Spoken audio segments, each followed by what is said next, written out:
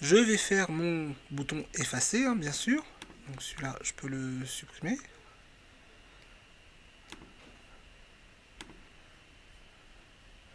Donc le delete, bah, je vais certainement avoir une publique fonction qui va s'appeler til devinette, hein, qui va faire peu ou prou la même chose, c'est-à-dire, par contre, il va passer certainement en ND et il va mettre delete ID qui effectivement va récupérer de cette manière l'information. Voilà. Et qui va faire un delete sur un ID qui va rediriger sur home. Il ne nous reste donc plus qu'à faire la méthode delete. Donc la méthode delete dans le manager, c'est une publique fonction qui fait delete ID, qui récupère la BDD, liste de BDD, voilà, et qui fait donc juste ça. Voilà, je supprime mon delete ici.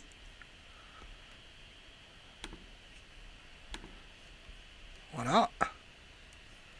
Ici, j'ai ma méthode delete. Quand je vais dans home, j'ai bien la méthode delete qui fonctionne. On va tester. Donc, alors, par contre, la redirection, on va la refaire dans la page home.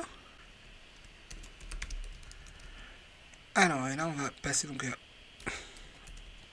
Alors, c'est un host. Hein. Et après, le nom de la route qu'on va lui donner, ça va être delete.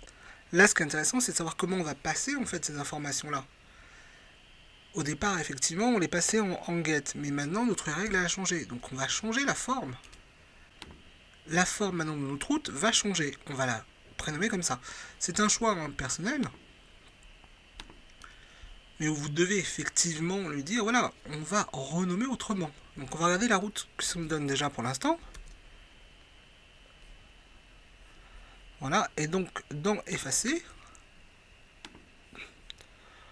on a une route qui se prénomme comme ça. Et qui va passer maintenant l'ID de cette manière-là. Et là, maintenant, c'est plus du tout passé en get. Hein. On voit bien que là, tout à coup, on passe plus les informations get. On les passe dans l'URL, mais c'est plus du get. Alors, on peut faire ça, on peut mettre des tirets, on peut faire ce qu'on veut. Hein.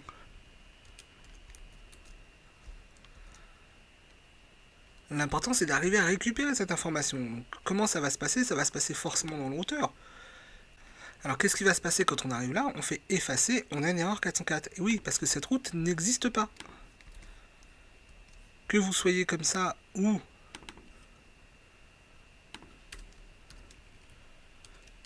que vous soyez comme ça, on a toujours un problème. La route n'existe pas. Le routeur ne reconnaît pas la route forcément puisqu'elle n'existe pas. Ce qu'il faudrait, c'est qu'il puisse dire, qu'il puisse avoir quelque chose comme ça, c'est-à-dire dire, on est sur une page delete, par exemple,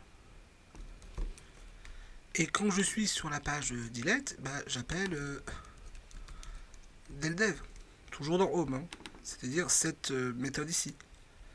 Voilà, il faudrait que le routeur puisse faire ça, donc il faudrait qu'il puisse en fait parcourir cette string, puisque c'est ce qui s'affiche là, et récupérer delete. Si on regarde comment il fait la request, hein,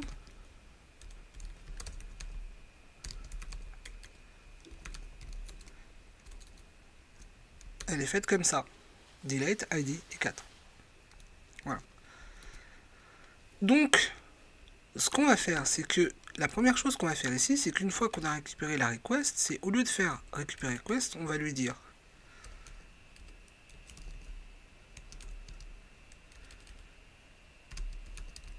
récupère la route. Et c'est la route, on va tester si elle existe. C'est la première chose qu'on va faire. On va faire une méthode getRoute qui, elle, doit retourner évidemment delete.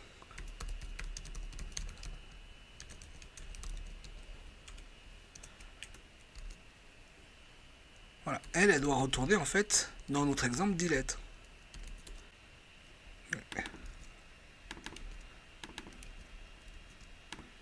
Alors, on doit avoir quelque chose comme ça. Donc, on doit faire un getRoot qui nous retournerait delete, de telle manière à rentrer dedans. Pour récupérer la route, en fait, on voit qu'on a une string qui va être sous la forme, en fait, sous cette forme-là. Delete id 4. Donc nous, ce qu'on veut, effectivement, c'est récupérer la route. Alors, on peut passer soit par une expression régulière, soit on peut utiliser peut-être certainement une fonction plus rapide en PHP qui est la fonction explode. Explode, ça fait quoi? Ça prend la string et ça va créer en fait un tableau en séparant chaque élément qui sont séparés par un caractère ou par un séparateur qu'on aura défini, en l'occurrence pour nous le slash. C'est-à-dire que ça va se transformer en un tableau où il y aura delete, id et 4. Donc, on prend notre élément, on fait l'explode. On a donc notre délimiteur à rentrer qui est le slash. Et on lui passe la request demandée. Voilà. Comme on sait que c'est le premier élément qui est notre route, on nous retourne element 0. Puisque ça sera delete. Et on récupère bien la route ici. Ensuite, pour faire notre test, on a quand même besoin de passer des paramètres. Et les paramètres, ça va être le reste de la route. Donc, on va avoir les paramètres, on va dire nos params. C'est simple, hein, c'est les deux éléments suivants. On va lui faire un getParams. Donc, on va avoir une méthode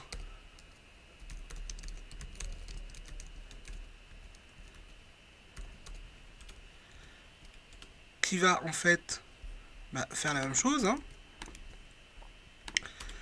qui va unsetter l'élément 0, puisque l'élément 0 c'est la route, on est bien d'accord là-dessus. On va parcourir en fait notre tableau en comptant les éléments à l'intérieur. Donc on démarre à 1 et on va s'arrêter effectivement si on dépasse le nombre d'éléments dans notre tableau. Et à chaque fois, on rajoute plus sur i. D'accord? Pourquoi je fais ça? Parce qu'en fait, je veux stocker tous ces éléments dans un tableau params. Et je vais lui dire que le premier élément que tu trouves, hein, c'est-à-dire qui est égal à i, et il va être égal à element i plus 1. Si je vous rappelle en fait qu'on était sur delete id 4, ça va se retrouver en id 4 quand j'aurai fait le unset. Et donc ça serait égal à 1 et ça à 2. Donc c'est bien ce qu'on dit là. Ça c'est l'élément courant et ça c'est à 2. Et à la fin, au lieu de le laisser sur l'élément direct suivant qui va être 1, je vais lui dire non. Tu rajoutes encore 1 s'il y en a d'autres. Voilà. Là j'ai parcouru l'ensemble et je peux retourner mes params. Une fois que j'ai retourné les paramètres, donc ici, ces paramètres-là, je vais les passer dans la méthode. Oui, j'ai une erreur sur mon for, voilà. Donc dans home, qui est en l'occurrence je récupère mes params. Donc comme je l'appelle partout, dans tous mes cas, j'appelle les params.